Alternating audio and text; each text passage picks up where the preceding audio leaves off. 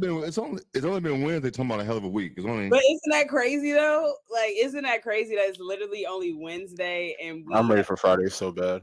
we're already saying it's been a crazy week and it's only Wednesday? Like, that's absolutely insane. And the Twitter streets has been insane. The shit that's been going. Bro, this has been one of the craziest days I've ever experienced, man. First and foremost, man, rest in peace to Frankie Beverly, man, an icon. Oh legend, yeah, bro. rest in peace to Frankie Beverly. Man, rest in peace to Mufasa. Rest in peace James Earl Jones. I'm watching Lion King this weekend. Somebody else just passed. Oh, Rich Homie Quan. I was gonna say, Rich Homie, that's my guy, man. Coming they say come in threes. Oh my God, they did. They do say that. Yeah, they do say that. Real quick before we get started, I was thinking this. Real quick before we get started, say like y'all go start being on panels and shit like that, and y'all will be. And you had to pick an intro music. What would your intro song be? Okay, so my song that all my friends know, this isn't for a panel, but this is my song that all my friends know. Like, this is my go-to. Like, oh, this your intro song here. It's just my intro song when I step out. You know what I'm saying? And so it's Young Thug. Got Me a Check. Oh, that's my shit though. Oh, you a Young Thug. Okay. And that song go crazy, bro. Like, it does go crazy. Yeah. It definitely does. How about you, Nick? How about you? I want to pick a Jeezy song. I don't know. I feel like Jeezy just right. I might say Welcome Back. Okay. Maybe thinking it because I was driving today. Mine would be Jay-Z, Kanye, and Frank Ocean. No Church. Is it No Church in a While? No Church in a While, yeah.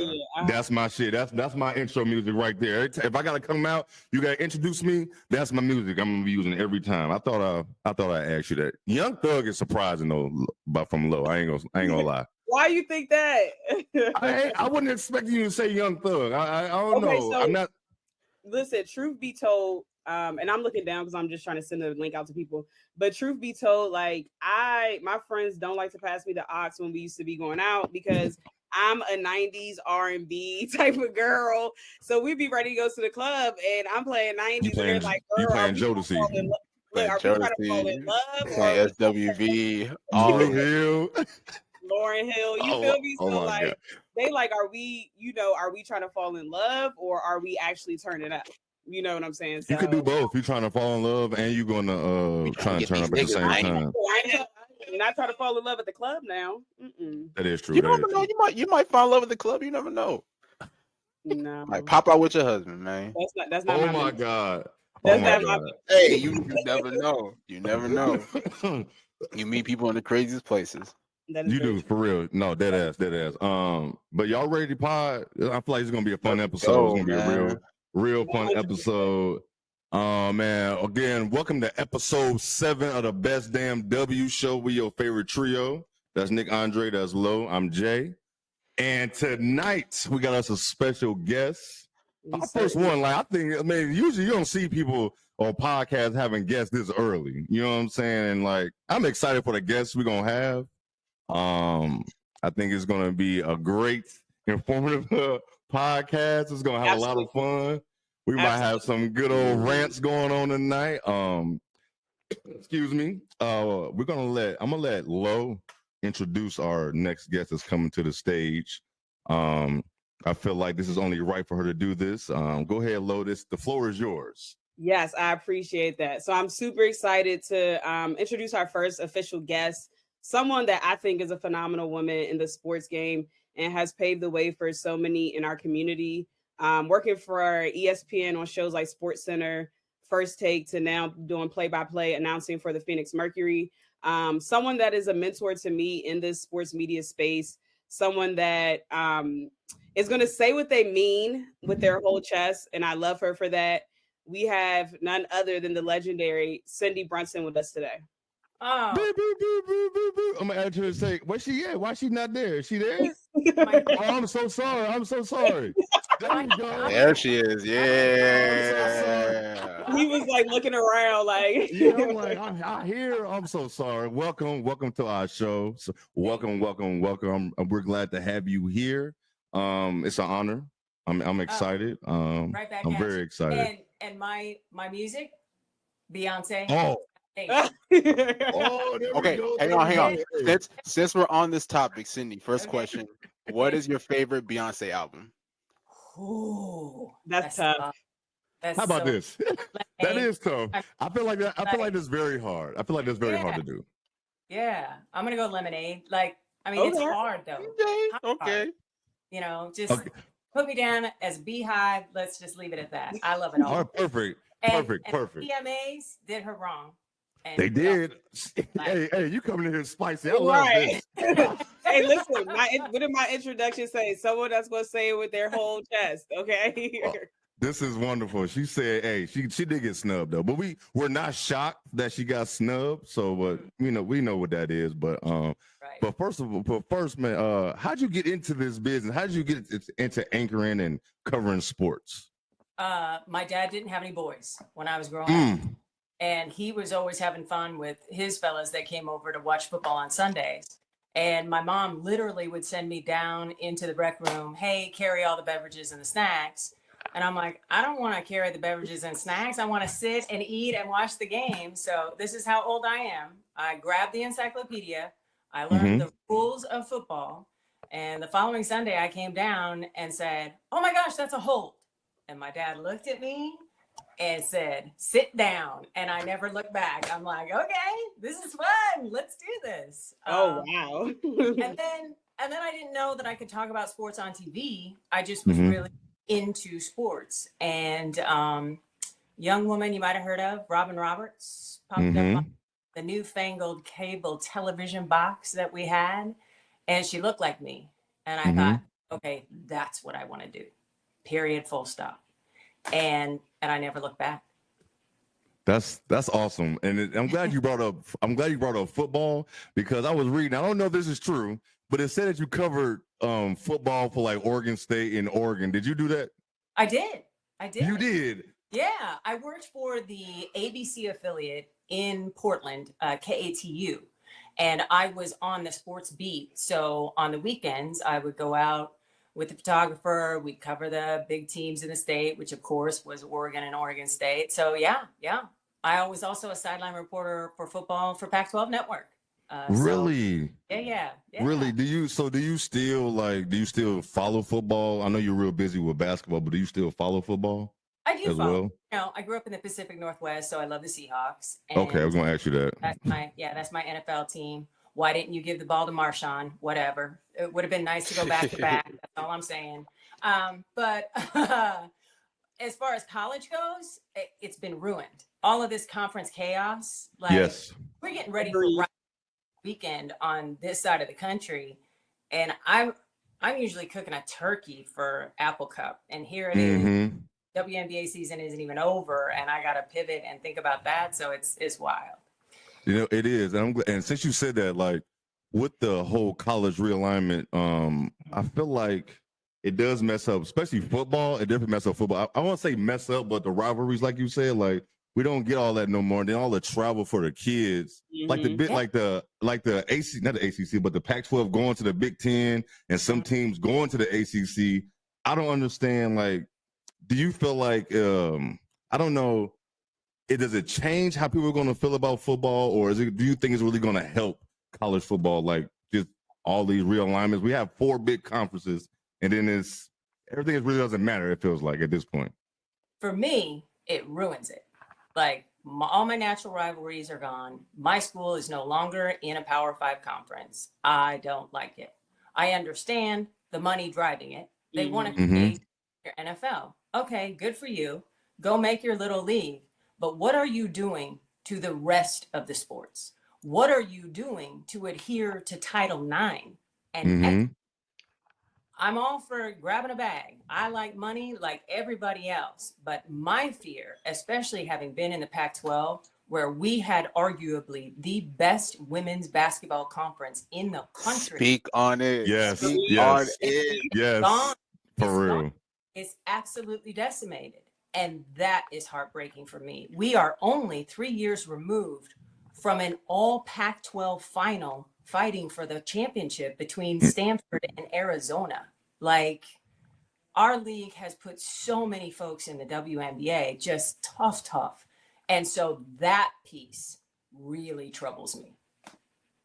Yeah, that is difficult because last year, like you said, the Pac-12, the women's conference was really good. Like I was locked in. Like I had to search around for the Pac-12 network, but now it's like it's gone. Like, of course, like I'm here in Chicago, so it's like, yeah, they're part of the Big Ten, but it still sucks that a whole conference is gone now. Like, and you said your school was in that conference. So what school was that?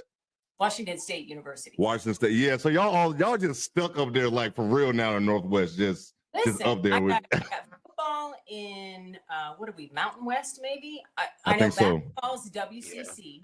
Like everything has been parsed out, and it's bananas. It is. All right, I know everybody didn't come here for no football talk. I know y'all didn't come here for that at all. For those that don't know, so let me ask you this real quick, since we on the Pac-12 talk. So how do you feel about teams like Stanford and Cal like joining the ACC, which is a conference that's out on the East Coast? Across the country conference? Yeah. I like that. I like pretty much. I do like that. I get it. They grabbed a lifeline. I totally understand that. The two teams that were left on an island, Oregon State and Washington State, even though they have had success in other sports, especially Oregon State and baseball, they were left on an island. And so now they're cashing the checks from UW, making it to the Final Four last year. They're pooling that money.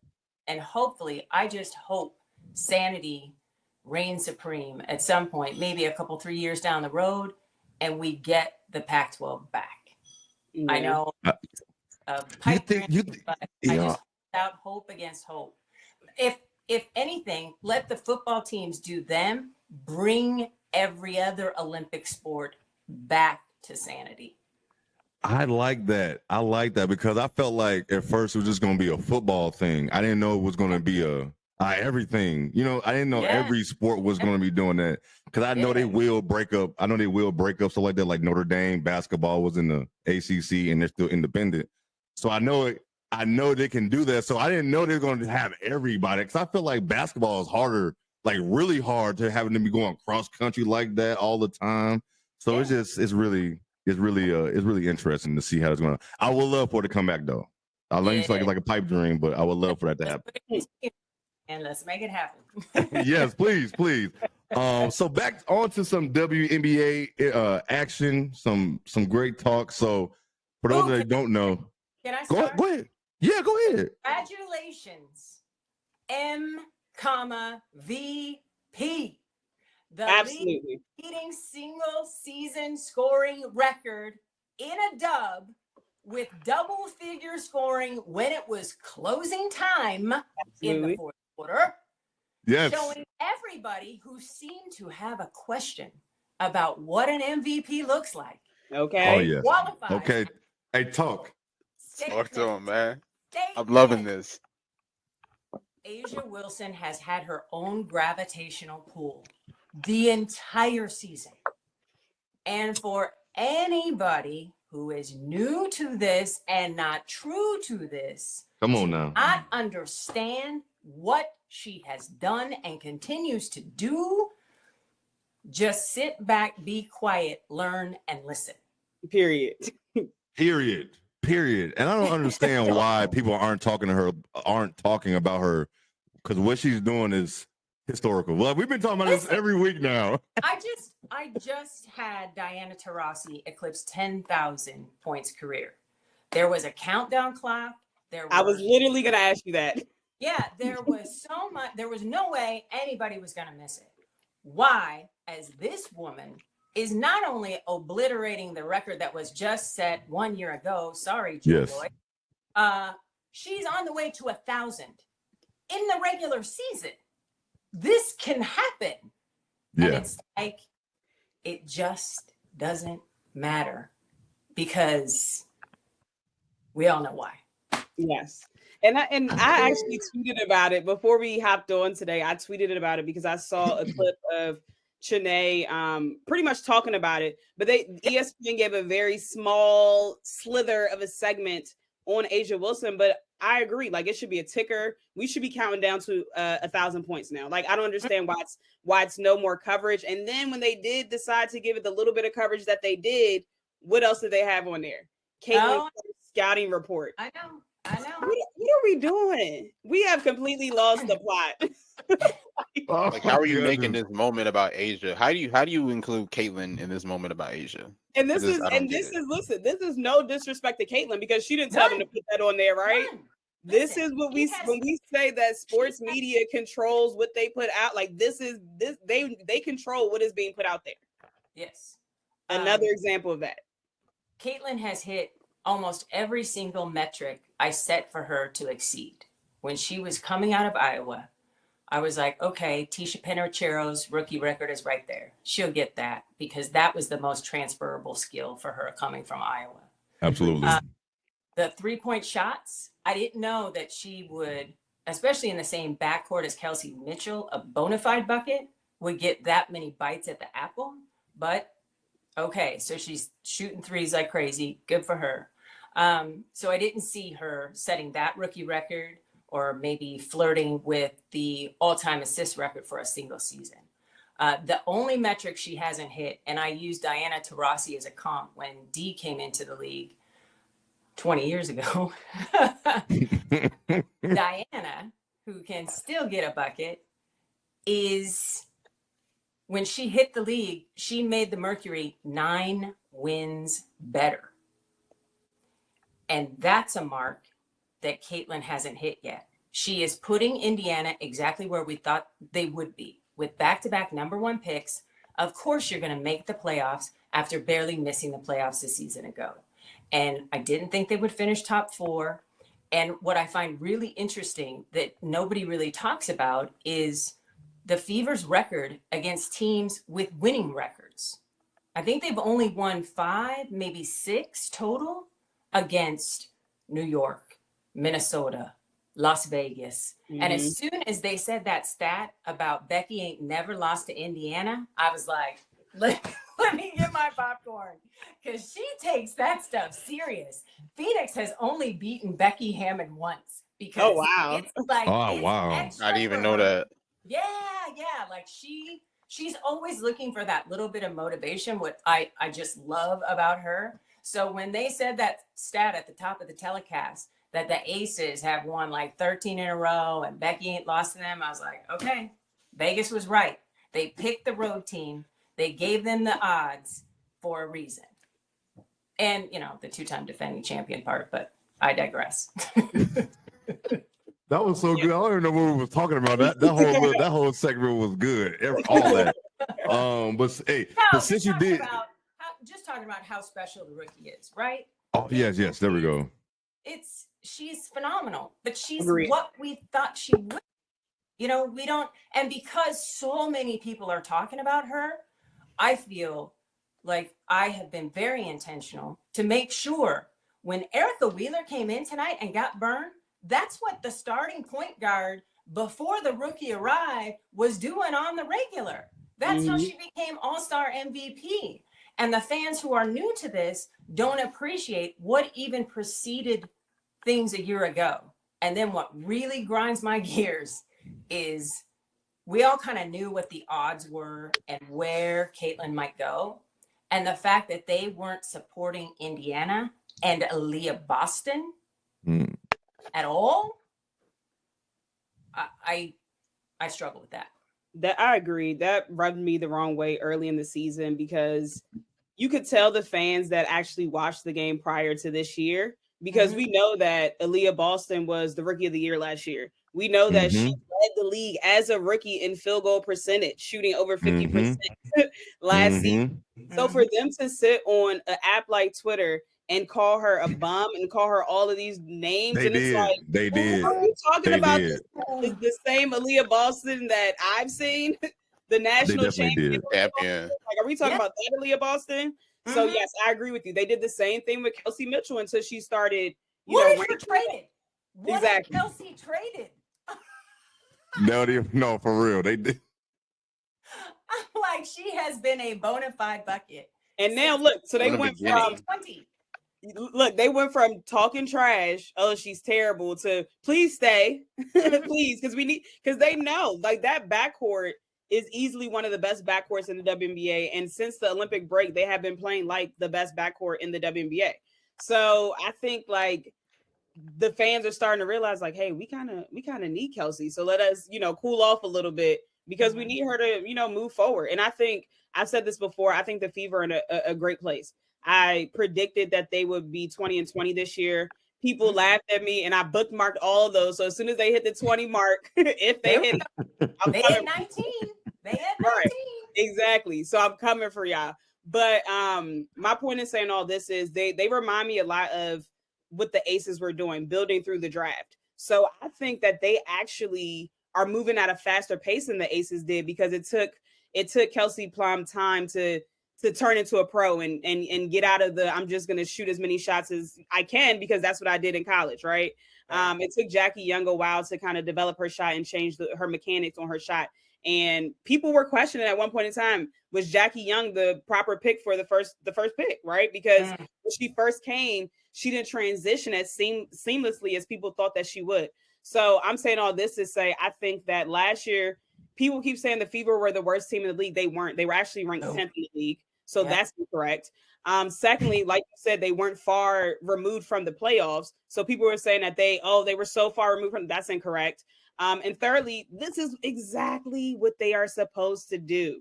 You got the number 1 draft pick this year. You had the number 1 draft pick the year before that. Before that, you had the number 2 draft pick. And then 2 years before that, you had the number 2 draft pick. So this is exactly what you do when you build through the draft. So I think they're in a great place. They have to do whatever they can do to keep Kelsey because it's going to be hard to replace her. It's going to be hard to replace her. Then maybe they should have tried a trader. I don't know. Maybe it's me. And listen, you guys know that the WNBA isn't just about wins and losses and what happens between the lines. It's about culture. It's about, is this a good fit for me? It's about, is the team putting us first? Is there a practice facility? Is the head coach someone I look up to and respect? And did they play in the WNBA? All of these things we are learning as unrestricted free agents hit the market. Like I had no idea Nneka Ogwumike wanted to play for a Black female who hooped in the league until she said, Seattle's my choice. So now that the landscape is changing and teams are opening up the coffers and treating the players elite as they should be, there are options. So if I'm an unrestricted free agent and my name is Kelsey Mitchell or Erica Wheeler, I'm taking everybody's call. I want to know what's out there for me. And I'm paying attention in particular to the 4 teams that have the practice facilities dedicated to the WNBA team only. There's only 4 of them right now. Yeah. 2 more are coming in Chicago and Dallas, but we've got the Valkyries, we've got the Storm, the Mercury, and the Aces. Those guys are the leader in the clubhouse when it comes to unrestricted free agents, period, because they have already proven they're top tier. Yeah. Then your next phase is, what does this expansion draft look like? We haven't dealt with that since 2008 and the Atlanta Dream, right? So at that juncture, 6 players per team in the league, we're protected by the team. So you grab your roster, these 6, and we assume Caitlin, Aaliyah, they won't be able to do it with Kelsey, I don't think, because of the unrestricted free agent option. Same with Erica. So you go down the list. They like Lexi Hull now. They didn't earlier this season. So like, it's because she's shooting out of this world. So of course, now everyone loves her, Yeah. That's all she needed was a shot. I knew she could do, but that's okay. But yeah, so who are your 6 that you're protecting on the list? Do they protect Nalissa or do they protect Temi? Because it's Feg Bentley who's on the floor when it's closing time. So that's going to be very interesting to see who Indiana 6 is when it comes to this protected deal and the expansion draft for the Valkyries for 2025 season. Agreed. I think since we're on the subject of rookies, which I think best score in the draft. Like I keep saying, let's say it again. Rakia Jackson is the best scorer in this WNBA draft class. Hey, Tell hold us on a real little quick. bit. Hold on real quick. Since you brought her up, for everybody who knows, and Sydney, I don't know if you knew, but she had me blocked. And yeah, she had me blocked. I don't know. I'm like the biggest advocate for her. Like, I'm the biggest advocate, but we found a way. I don't want to call it bullying. I don't want to call it that. But we clipped it. We talked about it on the pod. I'm gonna say a couple episodes ago. But she unblocked me. So shout out to her. It was all a misunderstanding. Yes, we got to figure it out. This is the new landscape, right? You don't Absolutely. You don't know who's new or true. Like yes, you don't. You got to do some navigating now. Absolutely. I have no idea what I did. I was so heartbroken. Listen, when we were all locked down in 2020 and we're watching what was going on in Bradenton, Florida in the Wubble, the W was very intentional of, hey, let's be a community. Let's get on social, hashtag WNBA Twitter. And we can just, swap stories and jokes and, comments about the game and just love on these women. And it was a beautiful place. Mm-hmm. And that changed here in the year of our Lord, 2024. It sure did. Now, there's been some seismic changes in the league, and that's great. And I love the new eyeballs. But when somebody comes and tells me that one player matters above everybody else, no, because that's not sustainable, first of all. And second, it's nonsense. Absolute nonsense. Because when did Caitlin start winning Player of the Week? After they got together and gelled, right? They took the Olympic break. Everybody got on the same page, took a breath, and Caitlin realized all of the talent she had around her, and they started hooping. Now, I would also like to add that of the 3 Eastern Conference Players of the Week awards recently won, one of them belongs to Kelsey Mitchell. Agreed. And that I'll just leave it at that. Agreed. 110%. It was so ridiculous. Going back, it was ridiculous. Like, I know exactly which week you're talking. Like, I was just so stunned. I'm like, are we watching the same thing? Exactly. Caitlin had a good week, but Kelsey Mitchell had a better week. I think this is what bugs me. This is what bugs me about the new environment. You can't say rookie class. You can't acknowledge Rakia. Nope. Casey Sheldon held it down as a starter in Dallas.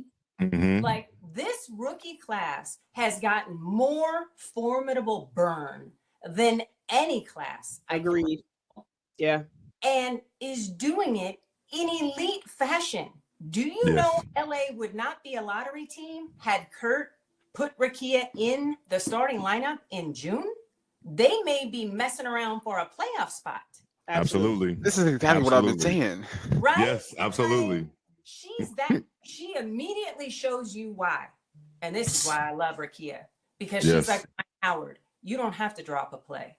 When things go left, give her the basketball. Give her the rock. Will happen. It is. She's like, I'm loving this, man. Yes, this is awesome. Just let her go. Yes. Let her work. It is so freaking awesome. And the new group doesn't want to hear about Rakia, doesn't want to hear about Camila Cardoso, who is just getting better by the dribble. Oh my gosh, she is. I ain't gonna lie. She is. It's unbelievable. And then you have Angel Reese, who tells us she's receiving death threats, who tells us that the bullying from the online folks is just reached a toxic, has to stop level, and she's whining. Oh, and our girl gets bullied too. Well, you know what? Nobody used to get bullied. We had a very great environment for a long, long time. And now it's changed because people come to the table and they forget to bring their respect card. Period. They don't. They definitely forget to bring their respect card. Hey, I love all of. We're not. It's not. We're talking about who, and who doesn't want to talk about how special Rakia is. She is proving every night. I won SEC Player of the Year, not at one school, but two. Two of them. Two of them. On my way out the door at Tennessee, I scored a smidge better than that woman you might have heard of, Candace Parker. My goat. But I'm a bad guy because I don't start every sentence with the number one overall pick. Mm-hmm. And that's never how I've operated.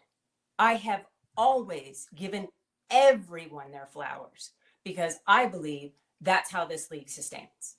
I believe if we care about different players on different teams, then we're interested in all the games that are on the air. That's more eyeballs. That's money for advertisers to put in their pocket. We can't just be about one.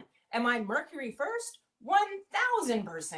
But I'm keeping an eye on everything because I watched what Phoenix did in free agency this year with Ka Copper, who's third in the WNBA in scoring, with Natasha Cloud, who just tears down an assist record every time she takes the floor.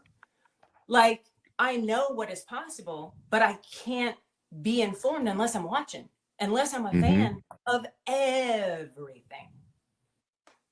Agreed. I mean, I think this is a very special rookie class. I will go as far to say that this might be the best rookie class I remember. We've been having that debate. Listen, I have received my mail at the corner of women's college basketball and the WNBA for the last 2 decades. I have never seen a rookie class like this because the typical rookie is more like what we see in Alyssa Peely in Minnesota and Nika Mule in Seattle. They make the team, but we just really don't get to see them because they're so talented of a roster, they can't break through. That's been more the norm, not the exception. This year, these rookies, and I would argue going back to 2020, that's when I noticed a seismic shift of folks being ready, leaving campus and being ready. Like Sabrina Escu was ready when she hit the league. She just got cut down by injury. But she was scoring, tons flirting with triple doubles, tons of assists, exactly what we saw at Oregon. Satu Sabali, ready. Like, for me, it was with that 2020 class in particular. And remember, this league is so tough. It's the best women's basketball league in the entire world. 13 of the 33 draft picks made teams. 13 of 30. And to think that the bulk of those young women are dominating.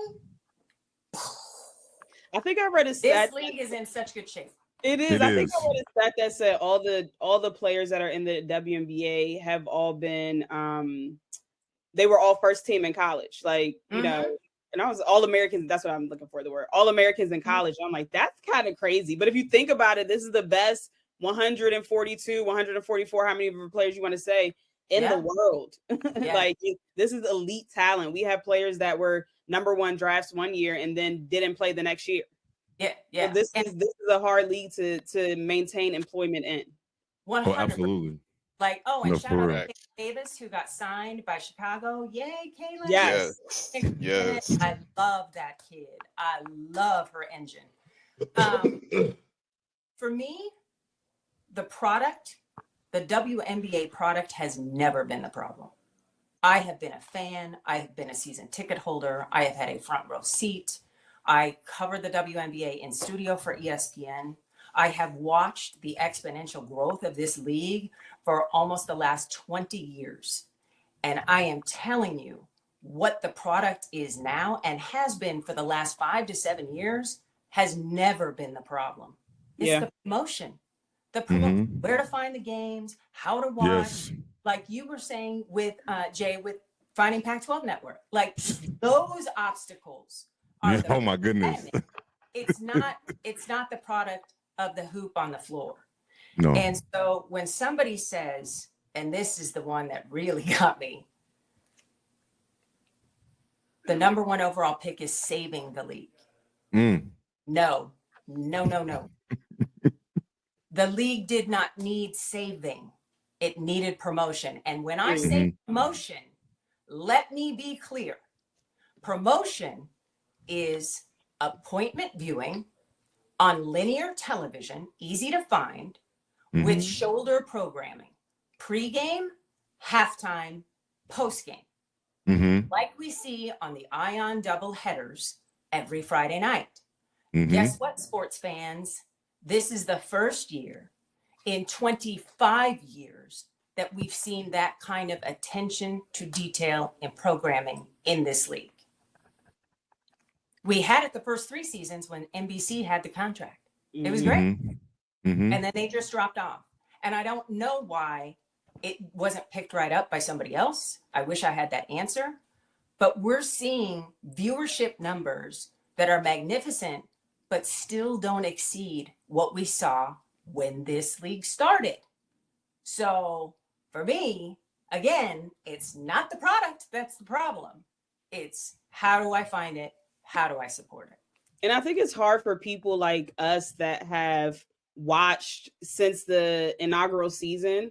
Like, it's hard for people like us that have seen how the stadiums were packed. Like in 97, it was sold out crowds. Like, so when people are like hyping up the sold out crowds now, I'm like, yeah, it's great for the game because we have gone a long periods of time without having sold out crowds. However, if you're a true fan of this game, you know that this is how the WNBA started. Like, they were huge when they first started.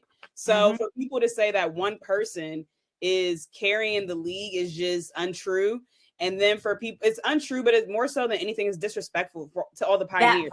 It's disrespectful for the women that, you know, made pennies compared to now just so that they can give the women that are currently playing an opportunity to play, you know, an opportunity to play basketball professionally. You know how much pressure I'm sure that pioneers like Tina Thompson and Cheryl Swoops and Cynthia Cooper and Lisa Leslie, the legends of the game, you know how much pressure had to be after coming from winning a gold medal and starting in 97 and starting this league. Like, all the pressure was literally on them because if they folded, the league would have folded.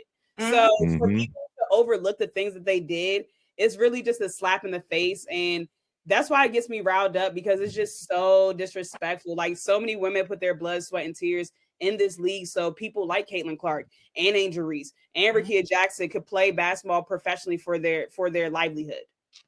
100%. Like, listen, Cheryl Swoops had baby Jordan and then they put a basketball in her hand. Like, that's how much pressure there was. Right. Don't have maternity leave. Don't even take a breath. Go play. And what does she do? Win 3 MVPs, 3 gold medals. You know, come on. 4 championships. She's saying exactly what we have been saying for the past 6-7 weeks, bro. Exactly. Oh my God. And I'm glad you brought up like promotion in the league, because like tonight we had the Aces, the defending champions, and the best player in the world going against, you know, one of the most exciting rookies we've had. And it's only on League Pass. And it's like, if I tell somebody to go watch, I can be like, oh, forgot, man, you gotta download this app. So now they gotta, like, sometimes people not even gonna go do all that on their TV, on their phone, if they don't already have it. So that's like, even I couldn't imagine a situation in the league having defending champs against somebody like Caitlin, and you don't even have it on regular national TV. television. you know, like, you don't have it on national TV. The sexiest matchup with all Yes. the storylines has got to be available. It has to be. It has to be. So we just It has to be. And now we're going to have TV partners with Amazon and NBC next season and moving forward, that hopefully the app will just be a nice little place where we can watch, you know, extended interviews or something, that we won't be relying on that for our source of game coverage. Yes. Yes. So you brought up the legend, of course, Cheryl Swoops. Is it that time? So just tell us about your relationship with Cheryl Swoops, how it came about, and then we'll kind of go from there. Okay. Huge fan of Cheryl when she was in college. When she destroyed the rest of the NCAA tournament in her senior season at Texas Tech on the way to scoring 47 in the championship, and took the hardware and was going against Ohio State and Katie Smith. Yep. Kate is a bucket. So it was anything you can do, I can do better.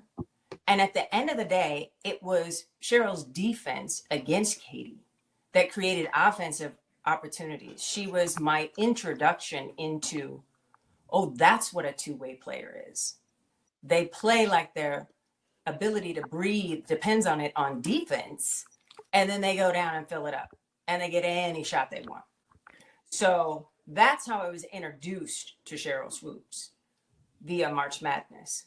I thought that Lubbock, Texas was literally the center of the women's basketball universe because I was such a super fan. So of course I paid attention to where she was going, what she was doing, bought the shoes when the Air Swoops dropped, all of it. And I was just a fan from afar. And then I had an opportunity as a grown-up, instead of just a fan, to work with her at Athletes Unlimited.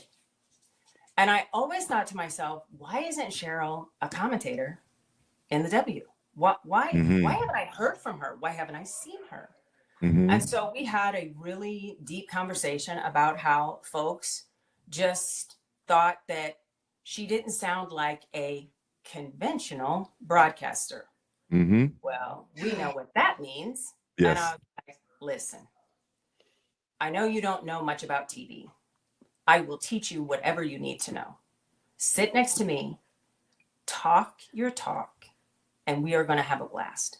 And that is exactly what has happened. I mean, Athletes Unlimited paired us together because it is a player-led league, and the Players Executive Committee votes on who gets to broadcast the games, and they approved me and Cheryl. And through that experience, we have become the very best friends. I am so grateful to Athletes Unlimited. And I think we have developed a way of not quite broadcasting so stiffly. It almost, I hope, sounds like we've got a couple of red Solo cups at that table with us, and we're just talking about who.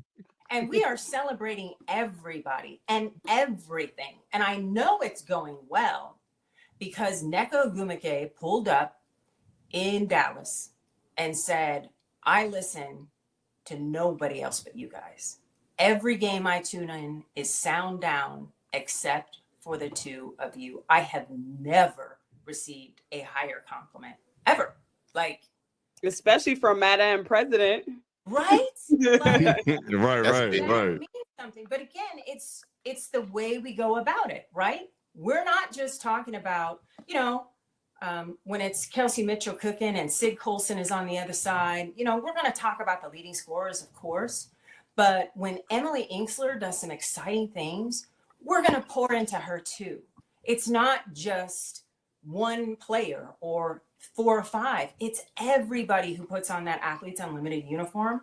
And I love that. And to me, it's just an extension of the WNBA, shining light on players that deserve opportunities. Like, I'm beating the table because Lexi Hull isn't getting any burn in Indiana because I saw what she can do in Athletes Unlimited.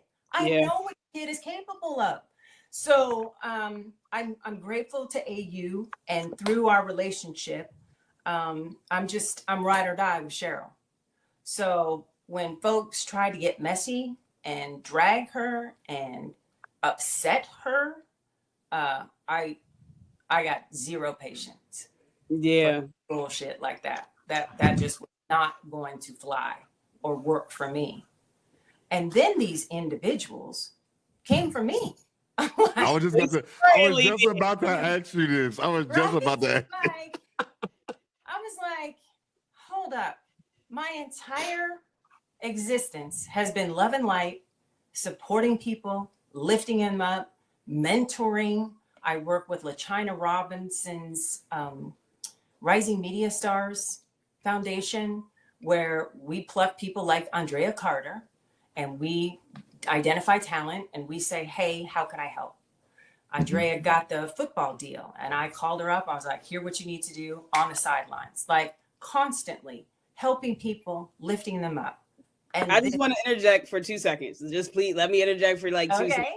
seconds. I talk so highly about you because when I went to Phoenix for All-Star Weekend, Cindy took care of me. Like she, took me around, got me into places that I wouldn't have been able to get to if I wasn't connected with her. So I can vouch for you doing, going above and beyond for people to just help them get into this media space. And just like me being able to, text you and bounce ideas off of you and just kind of get your feedback on things, like it's more appreciated than you probably know. So without you even knowing, like just in the small amount of time that I've gotten to know you, like you've become like a mentor in a sense in regards to like this whole sports media space. So I just wanted to interject and say that I can attest for you taking like your personal time out and just helping in any way possible. Like when I left Phoenix, you literally texted me and was like, if you need anything, text me and let me know. And I took you up on the offer and you were true to your word. Like, and that's all we have as humans, right? Your word. And so you're one person that is true to their word and means what they say. And I respect that about you. Oh, thanks. That's so real. much. That's super real. That's dope. That's super dope. Or I'll Venmo you. Like, no, but that means a ton, because when I entered this space, there weren't many people that wanted to help. We hadn't reached this kumbaya part where it was leave the ladder down. It was get out of my way. Don't take what little slice I have. It was shark infested waters, man. I'm not kidding. But even in those environments, I still tried to be a good citizen. And if anybody ever had any questions or anything, I got where I was because somebody helped me. So I always want to help and pay it forward. So the Cheryl situation, when I saw that she was running into some nonsense. And I reached a point when I can't even remember the guy's name, but he made it his job to like impugn my integrity. And, you're just one of these old heads that can't embrace you and all this shit. I was like, no, you guys have filled my timeline with absolute vitriol and garbage. For 4 days. I'm done.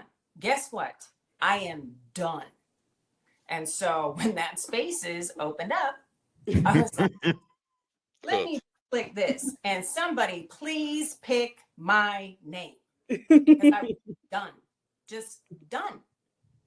And in that space, I called for somebody in leadership, whether it's Kathy as the commissioner or somebody at Indiana or Caitlin herself, to say something. And some other media folks are like, oh, you can't put it on the player. She kind of already said something. Well, you know what? Nobody remembers that because that happened way before the All-Star break. So in these times where the streets are getting this messy and players are getting this upset and now broadcasters are being dragged, something has got to change to at least inform our new fans. We don't act like this. We do not come all kinds of ways at people for believing in who they want to believe in. There is a sign outside of my front door, and this is how I enter the WNBA spaces and why I love it here.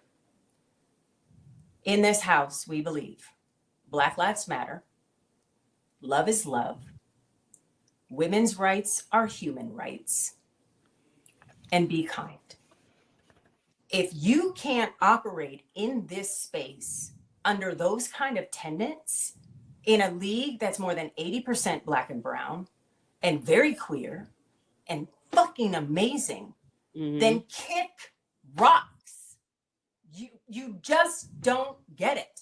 And until you can step back and understand and appreciate, just take a breath and look and stay on the outside. You weren't in, just stay on the outside.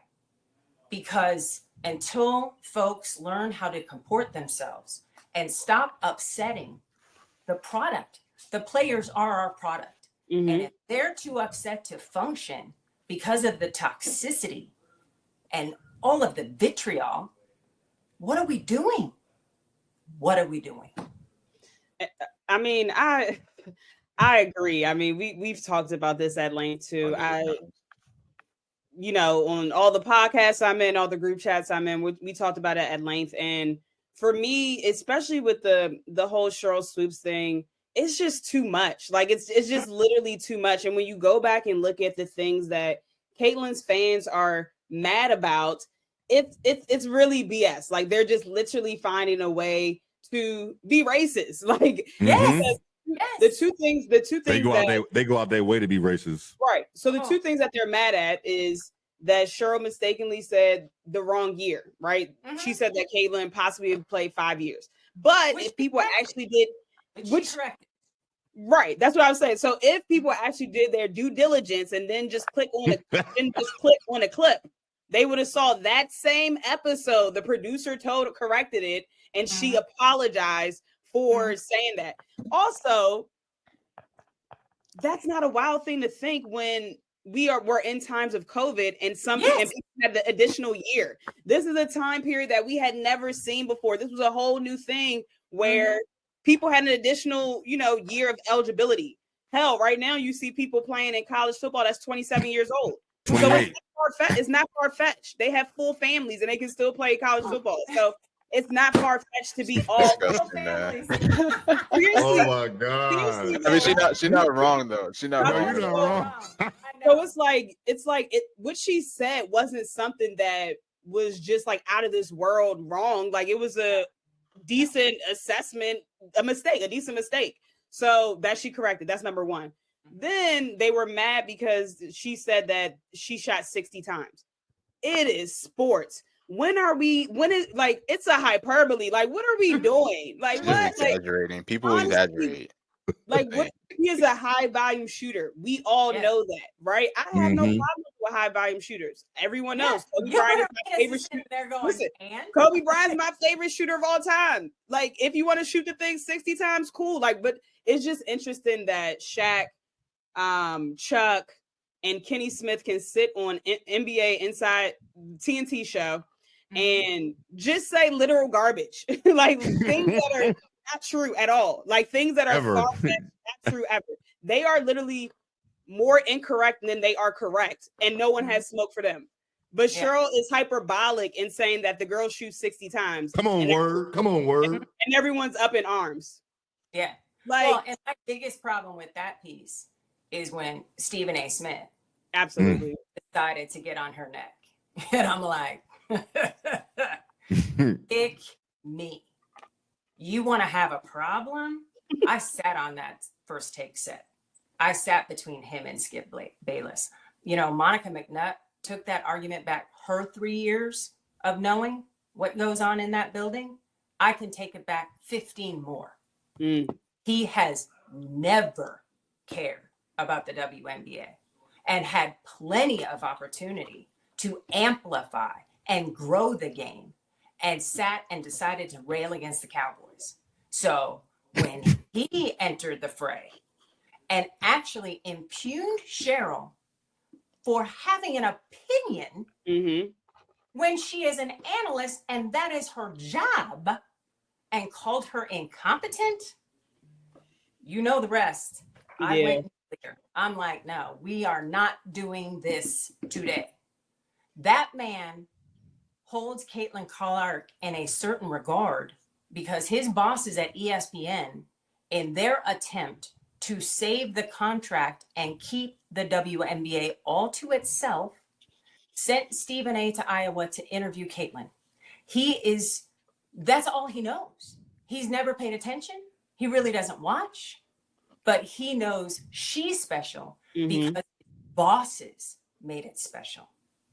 And so when Cheryl is not talking about her and giving flowers to everyone around her, because remember, Cheryl and I come at this from the standpoint of, if somebody is taking up all the oxygen, others are having trouble to breathe. Period. So we want to help them. We want to let people know about Kelsey Mitchell, because people are like, oh, well, Kelsey wasn't like this last season. The hell, Indiana owes her 2 All-Star nods. 2! Because they were so inept and so terrible. You can go back to 2020. She's putting up the same numbers. The same exact numbers, maybe a half a point more scoring. Like, she is consistent as the day is long. These new fans don't know that she dropped 20 pounds, cut carbs out of her life. That first step is even more lethal than it used to be. But they don't appreciate that. They just want to drag people for not saying Caitlyn every time an utterance is made. And that's the annoying part. Oh my God. Right. Like, it's like we can. The fact that they could even think that Cheryl doesn't like her, or that I don't like her. Like, we love who? Of course we like her. When exactly. I like her, and this is what really gets me, because all these people looking for something on me, whatever, they didn't go back to the game I called of her in college, where I was so effusive in my praise, you would have thought I was the president of her fan club. I'm like, oh my gosh, this girl, woo, TV doesn't do her justice. You got to buy a ticket and see her in person. She is twitchy. She's faster than she looks. I know the musculature isn't there, but that'll come when she hits the weight room in the W. I was that broadcaster. But are they talking about that? No, they are not. They only respond to negativity. Yes, and that's what is so offensive about it. And that's why when Kathy had that clip of the interview on CNBC, I went to some of the folks who just took it upon themselves to drag me and ruin us and badmouth Cheryl. And to a person, they all said, this is what leadership looks like. I want to, so let's segue into that for the people that was the best transition ever. It was. Oh my God. Oh my God. Look, can you tell she does media for a living? Right. Oh my goodness. But so kind of like what you mentioned, I just kind of want to set it up for people because some people might not have heard, but Kathy Engelbert, the WNBA's commissioner, was on CNBC Powered Lunch segment yesterday and was basically asked where race has been introduced in the conversation, where sexuality is sometimes introduced into the conversation. How do you try to stay ahead of that? So I'm not going to read the whole thing, but that's basically what they were asking her. Mm-hmm. And Kathy's response was literally, there's no more apathy. Everybody cares. And then she went on to say it's a little bit like Larry and Magic rivalry. And basically just highlighting, I'm not going to read it because the quote is too long, but I'm not going to read it. But basically just highlighting the fact that she didn't address the racism that has occurred.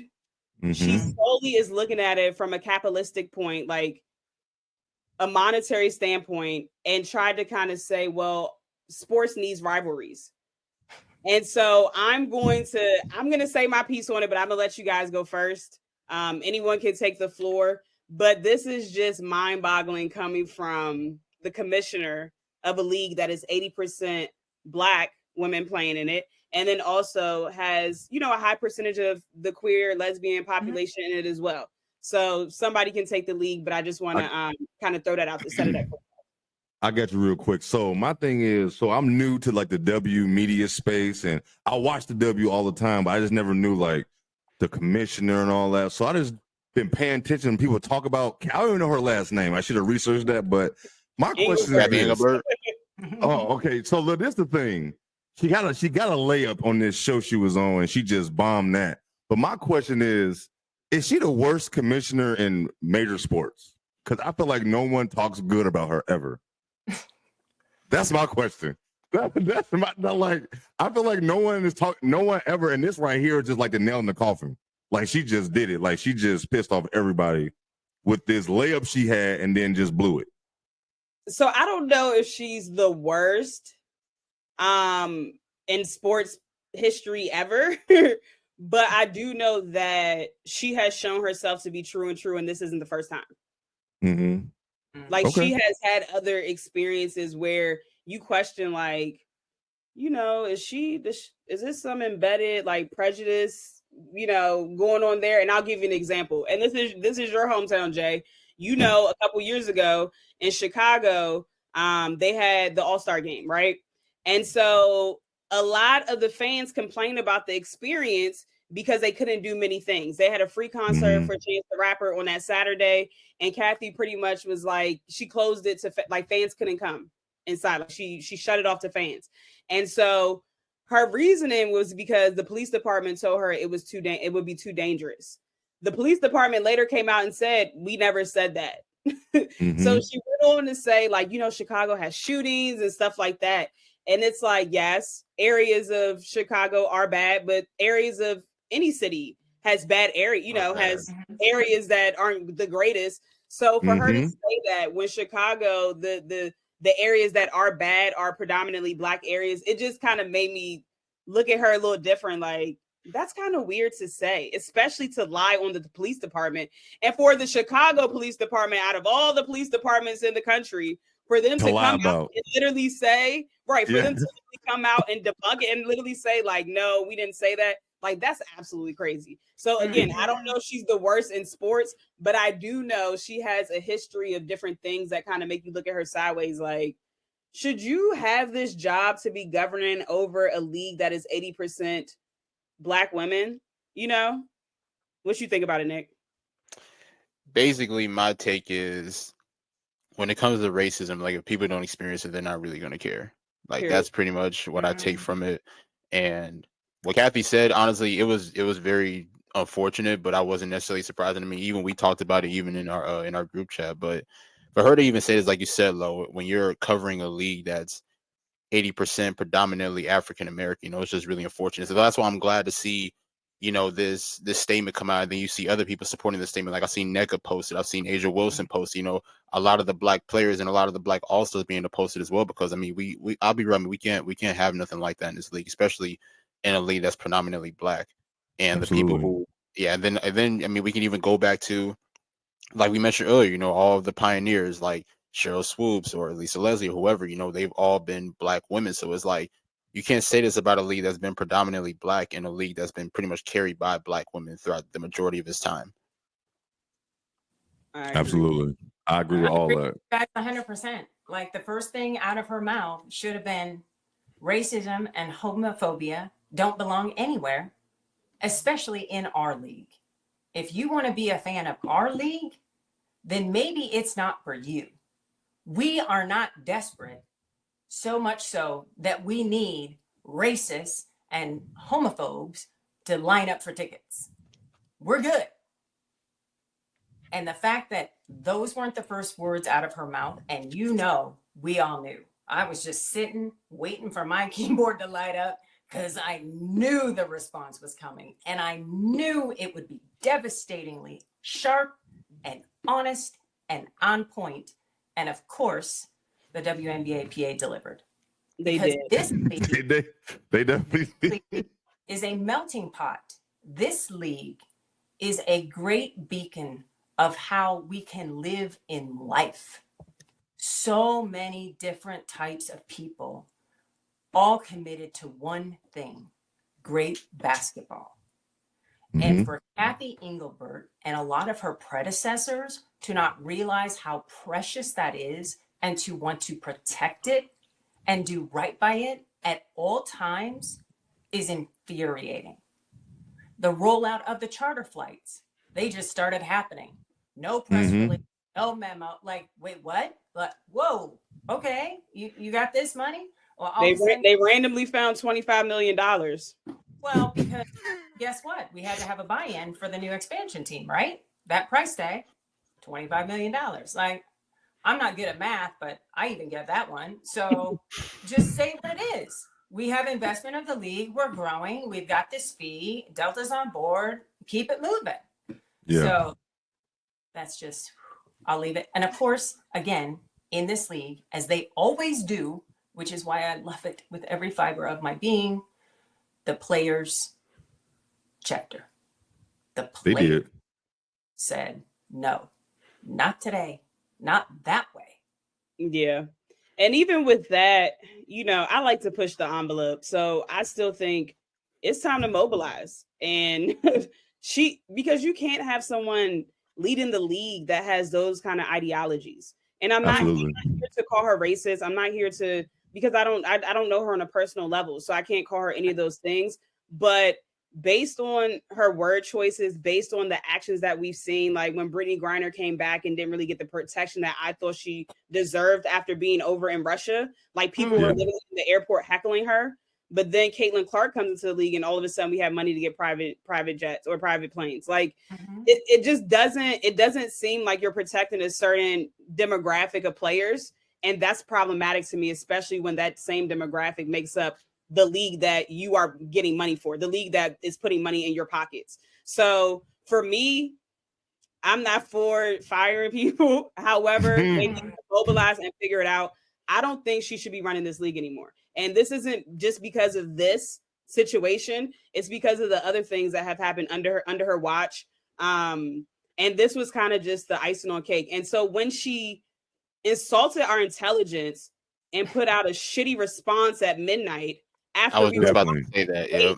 No one was like, come on. Now. It's kind of like, I'm gonna just slide this in here so I don't get fined. No, like that. Yeah, pretty much. That was so like cowardly. It was so disgusting, and it was like the whole world was tuned into the debate. You know, we're kind of debriefing from that, and then it's like, okay, let me just slide this in at midnight because a lot of people might not see it. A lot of people might be asleep. Like, make your apology as loud as the offense. Disrespect. You went on national TV. Man. You went on national TV. Yes. And literally didn't have your players' backs, because people are saying online, like, oh, if Kathy would have said something about racism, it doesn't mean it would have stopped online. And that may be true. But you know what it does show? She still has to address it. Right. It shows that, number one, the league doesn't tolerate racism, period. And secondly, it shows that you're standing behind your players. It shows that you're going to be there to be in their corner and standing up for them. And she failed at both. And I just think that it was a missed opportunity. And the fact that she doubled down the way she did, it was almost like, y'all want an apology, so here, damn. You know what I'm saying? Like, that's literally what it felt like to me. And it wasn't even actually so good. I don't want to what? be on her bad side. That's why I tell people all the time. You don't say anything. You let me handle this. Right? Let her handle this, please. You let me handle this, okay? Because it's just, for me, it was just a missed opportunity. And again, I think it just perpetuates and shows, kind of like Nick said, privilege, right? Like, you know, I had people literally in my DMs that were asking me, so why, like, they literally didn't understand why people were mad. They're like, isn't this the answer that you would expect from her? And it's like, whether or not this is the answer I expect from her, she is a commissioner of a league that is mostly Black women and has queer and lesbians and gays in it. Like, you cannot say this. Like, you literally cannot say this. And I think that people sometimes think that the racism in the league is new. It's been like this forever. Like, now, are people more hourly with it? Yes. But in regards to sports media and the league in particular, uplifting Black women, no, that doesn't happen. Look how long it took Asia. Asia is literally has the best 7-year resume out of any other player in the WNBA. And it's taking her, and people still don't deem her the face of the WNBA. She is by far the best player on the planet. By far. No one's even on her same highway. Unanimous MVP. And why don't they, though, and right? She won't be unanimous. You know that. Right? She won't. Absolutely not. She's not. She's not. She's definitely not. She's not gonna be. But again, why is Asia not the face of the WNBA? She's been in the league for me. Yeah, for us. I mean, to all of us. We all know it. Yeah. Yes. Right. I don't know. The marketing hasn't been behind it. I felt like it was kind of there a couple of years ago. Like, and then it fell off. Yeah, and then it fell off. So I don't know. And so I think that's what people get misconstrued. Like, I think I can speak for me. I can't speak for everybody, but for me in particularly, I get passionate about it because this is not the first time that Black women have been pushed to the side, especially when the league was built on our backs. Like, and that's the infuriating part. Like, you have Sabrina Ionescu, no disrespect to her, came right into the league and got his shoe year 2. Didn't win shit in the WNBA yet. Asia has 2, barely played because she was injured, respectfully, right? And Sabrina didn't win in college. Asia won in college. And we're seeing the same thing in South Carolina that nobody was talking about really before she got there. Yeah. Got a statue and a chip. Yep. And still had to wait on the shoe. Exactly. Like, you have Caitlin again. Yes, transcendent player that has brought more eyes to the game, but hasn't won shit in the WNBA. Didn't win shit in college. Got a shoe before she even stepped on. signed the ink dried before she even played her first WNBA game. But Asia Wilson, who is a 2-time Defensive Player of the Year, 2-time MVP, it should have been 3. You know, the leader in all like the points, season points or whatever, just got a shoe right now like that. So for me, it's like we've been seeing this for years and years and years, and we're just sick of it. So when you guys see like us being irritated, yes, Caitlin Clark fans and just people that are pure racists and hide behind her, yes, they're irritating, but this is something that Black women have been dealing with since the league's inception. So I think that's why we're so passionate. You know, that's why we're so passionate about it. Like in every realm of this world, we are always last. We are always looked at. What did Malcolm X say? The most disrespected woman in the world, or the most disrespected person in the world, is a Black woman. Like, so we're just trying to fight back. That's all. Just getting what's due for us. Yeah. So, well, it's just, you know, keep underestimating us. Right. Kamala proved on that debate stage. Keep underestimating us. We have been underestimated at every single turn. Every turn.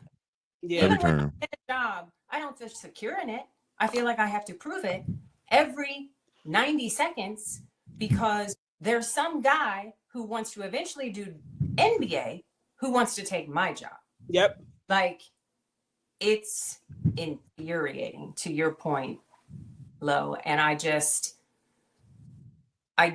wish the advertisers, the television networks would understand that the narrative cannot be solo and that the narrative has to recognize greatness, or what are we doing? Right. Absolutely. Right. And let me add this in too, though. Like, it's also difficult too for Black women when there's not a lot of Black men being behind them and supporting them as well. And I've seen that.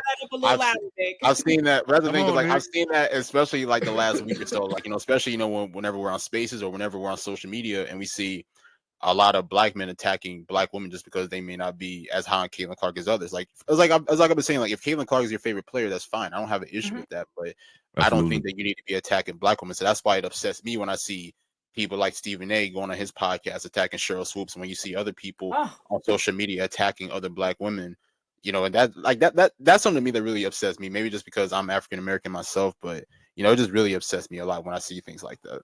And then especially it hurts. It's hurtful. Actually, it's hurtful. Actually, to see it happening so much like it is. Like, I don't mean to cut you off, Lo, because I see Lo say something, and then they just come at her. Like, she tough skin, but still, just because she tough skin don't mean you can say that. Yeah. It got to the point where you're like, the sky is blue. Oh, it's not. You know, like, wait a minute. Oh my God. You could literally say the sky's blue and they'd be like, what? Caitlin Clark just had a triple-double. And it's like, huh? What? Man, it's just bad. Don't bring up that it was almost a quadruple double, because they don't want to hear that. They don't want to hear that. But yeah, so I think kind of just to bring the plane in for Landon, I agree with you, Nick. It's especially disheartening when you see Black men like Shannon Sharp and Stephen A. Smith use their national platform. Karma got to Shannon Sharp. Listen, yes, he's a talker. He's a talker. Hey, Cindy. Hey, he's a talker. It's wild. He's a talker. He's a talker. It's wild. But listen, one thing about those tables, they always gonna turn. Okay, Right. The table's always gonna turn. Yep. Like God. he was just talking to Ocho Cinco about professionalism earlier this week, and then that came out. Like, that is crazy timing. But He was hacked. say it again.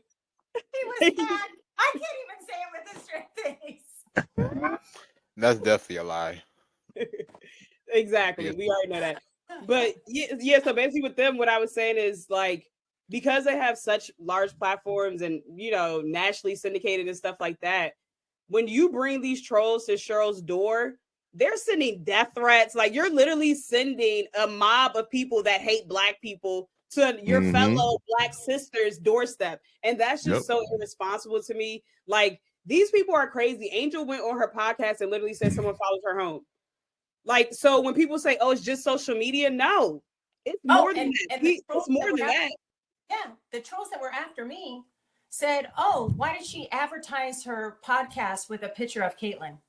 Like, that was their rebuttal. That was their take from a young woman in this league saying she received death threats. Right. Like, what? No. Exactly. We, like I said in the show in the beginning, we've certainly lost the plot. We've lost it a long time ago, apparently. Hopefully it gets better. I don't foresee it really getting better anytime soon when you have the commissioner putting out statements like that. But all we can do is just hope for better times at this point, honestly. Well, here's what I would like to do. I would like to invite those fans that are here for one player to just keep watching, because I don't project Indiana to get to the WNBA finals. But do yourself a favor and learn just how great this league is by watching the semifinals and the finals and who gets crowned champion. Is it Las Vegas three-peating? Is it somebody else, the super team? Like, this is the revenge tour, apparently, for New York. Does Connecticut finally get over the hump? Does Seattle say, we built a super team, then we added Gabby Williams, look out? Like, does Phoenix figure it out? Are they just playing with my mental health and just needing to fire in the playoffs and make a run and give Diana everything on the way out the door? Like, there are so many storylines that I hope when the fans learn some respect that they can enjoy. Because I think that's when you truly appreciate how good this league is. It's when it's time to cut down the nets. And there is no doubt that Team A was better than Team B, but oh my gosh, what a series. And I hope that they turn out with the numbers, that they just don't drop off because their favorite player isn't a part of the process. Right. Now I have two more questions before we let you go really quickly. Hang on real quick. Let me ask this real quick. So since she mentioned Phoenix, I want to ask you about this play, because obviously we know the MVP should be Asia Wilson, you know, career high in points. You know, she's putting on a crazy performance. But the one player that I've been advocating for, and it's a player that you cover with Phoenix, is Kahleah Copper. I think she's having a career year in Phoenix in year one. She is. Like you mentioned, you know, she's third in scoring and she's elevated her game. Obviously, we've known her to be, you know, she's one of the best finishers around the league, but I feel like she's definitely elevated her game on the perimeter. Her 3-point shot looks great. Her mid-range shot looks great. So talk a little bit more about Kahleah Copper and the type of season that she's having in her first year at Phoenix. Ka is a closer. You don't want to give her a sliver of daylight, man. She is so good off the bounce. And what's been frustrating for those of us in the seats has been her midi and her explosivity is her bread and butter. And the new scheme and offense wants her on the perimeter shooting threes and not attacking the basket and not shooting mid-range. And so when the playbook kind of goes out the door and she just gets to cook, I feel like that's when Phoenix has been at its best, because you can't stop her. She's got 9 30-point games this season. She is the first in WNBA history with back-to-back 37-point games. She is a problem with a capital P. I just hope as the team gets healthy and can spread the floor, we've had Beck Allen out with a hamstring injury since the Olympic break. If we can get her 3-point shooting to spread the floor, I think we'll see Ka operate like she did a lot before the Olympics. She has carried the majority of scoring weight for this team. She has done so admirably, but I also think she's tired as a result. And I think the weight of chasing that first gold medal also weighed heavy on her. Thank goodness that she was there in that fourth quarter with double-digit scoring. Yes. Because Gabby made that thing way too interesting. She did. No, she really did. She did. But Ka did her thing. She did her thing. Get to the rack, hit the free throws, like pull up jumper, all of it. So silky, so smooth. And I think that's there for her. I really do. I have just decided that Phoenix is just saving it for these last 2 home games. Well, they were, you know, impress the fans, the X factor, and then get ready to push. These are older legs. You know, 9 years in the league for Ka and for Tosh. Diana, 20 seasons. BG, 11. These are not newbies. They're not rookies by any stretch, but they have a wealth of basketball acumen and talent within them. And I know that when somebody sees them on the other side of the ledger, oh, that's who I got to face. Oh, everybody's healthy. Oh, everybody's rested. Oh, they only have to win 2 out of the first 3 to advance. Like, then I think it gets really interesting. Yes. And I'm glad that you touched on Beck Allen, because I think like people don't realize how much of an impact, you know, it has been on that team that she's missed majority of the season. She's so lengthy that she's good on defense too. She can knock down the 3. She can do so much for that team. So I agree with you. Like, that's not someone I would necessarily want to see in the first round, especially if everyone's healthy. So I agree with you. But staying on, go ahead. We've only had the team together because remember, BG missed the first 10 games of the season with so the combination of the BG and the Beck injuries, we've only seen full health 11 games this season. Yeah, that's crazy. Now, so just 2 questions. Did y'all have any more before I ask my 2? Or yeah. Man, no, this has been so fun. I've been laughing and listening to y'all cook and talk y'all shit. I ain't got no questions. You answering everything as you go. That's what I'm saying. Like, I didn't even have to ask her, like, she was answering all of them. So I'm like, okay. Yes, I'm enjoying this. I'm having fun. Just go ahead, Lo. All right, I got 2 more questions before, because I know they got to get out of here, and y'all know it takes me hours to go to sleep. So I got to start that process. But I don't know if y'all saw me, but I definitely just popped my melatonin. Well, I definitely did. My friend texted me, "Did you just pop popcorn?" I'm like, "No, like it was melatonin." Anyway, so Cindy, is the vibe? I don't, maybe you can't tell us this, but is the vibe around the Footprint Center that this is probably going to be DT's last season? Okay, now you're trying to make me cry off these eyelashes. I have personally thought since early July that this is Diana's last year. Because really? Only because Dee said something when she was on the mega cast at the Women's Final Four in Cleveland with Sue Bird about, when I'm done, nobody's going to know. I'm just going to bounce. She did say that. Yeah. I'm open my line. And for whatever reason, it just stuck in the back of my head. And then I thought about all the round numbers. 20 seasons, 6 gold medals. Like, there really isn't much left for her to do. And then at All-Star, we see the practice facility up and running and the 2 basketball courts in it dedicated to Diana. Lord have mercy, she is going to be finished. Right? So, and this was the kicker for me, looking across court, sometimes Penny is there with the kids. And I'm getting choked up thinking about this. And for the majority of the last 3 seasons, Penny hasn't been around with the kids, but this season, she's there all the time. Been there, Isla's been there, Penny's been there, and that has been my signal. Like, okay, they are soaking up every single second. Yeah. And I'm just, because I've been telling our fans, like, don't miss the chance to see her. Don't let yourself be robbed of the chance to cheer for her and look back at it like we looked back with Candace Parker and Maya Moore, who 8 years, 4 chips, bye-bye. Like, it was jarring how quickly it ended. And I love how it ended for her and why, but it was still like, oh my God, you're still one of the best players in the world. What are you doing? And we didn't have the farewell tour and all of that stuff. So I've been just saying, nobody has scored more points in history than this woman. Nobody has hit more 3-pointers in history than this woman. She's 4th all time in assists. And she is the motherfucking logo. The logo.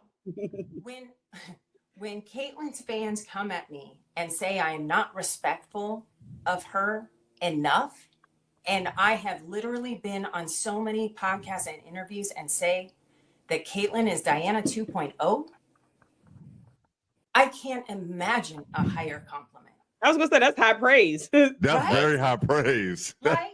And I made those comments based on seeing her in person, because the way she operates on the floor reminds me of Diana. Diana sees Remember that show, The Gambit on Netflix, where the chessboard was in the air? I swear that's how Diana sees the basketball floor. She sees stuff 3-4 moves ahead. She's behind the back. She's this, and it's not flashy. People don't talk about her assists, but she's beautiful with the basketball. She's 4th all time in dimes. Like, that is crazy though. I didn't even know she was 4th all time. yes, like she's so good at the game of basketball. So I have been asking people to just come out, to just see, just watch, because here in year 20, she is putting up numbers equal to what she did in year 1 in the league.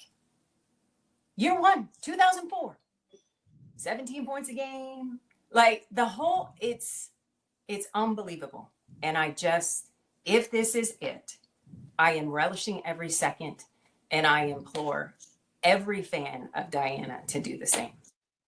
I think for me, it's hard to even think about a league without Diana Taurasi. Man, I'm saying basketball.